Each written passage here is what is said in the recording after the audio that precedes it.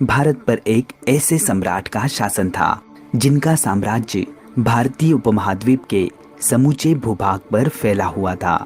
उनकी बौद्ध धर्म में गहरी आस्था थी और वे अपने धर्म से जुड़े उच्चतम मानवीय विचारों को सामान्य जनमानस तक पहुंचाना चाहते थे, जिसके लिए उन्होंने विभिन्न शिलालेखों, स्तंभालेखों और गुहालेखों के माध्यम से अपने विचारों को देश के कोने कोने में प्रसारित करने का कार्य किया।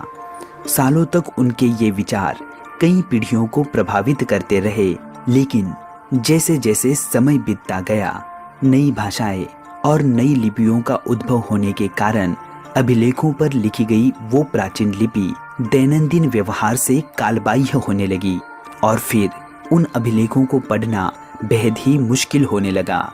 हजारों सालों के बाद तो स्थितियां कुछ ऐसी बनी कि पत्थर पर उत्कीर्ण वो प्राचीन अभिलेख चिन्ह मात्र बनकर रह गए।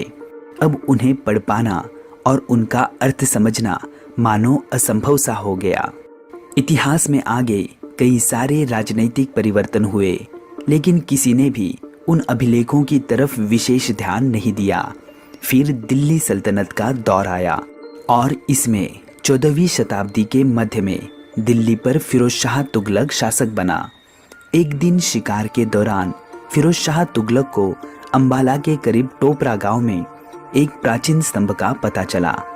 बारीकी से तराशे गए उस आकर्षक स्तंभ को देखने के बाद फिरोज शाह तुगलक उससे इतना प्रभावित हुआ कि उसने उस स्तंभ को काटकर फिरोजाबाद में अपने महल के ऊपर ही स्थापित कर दिया।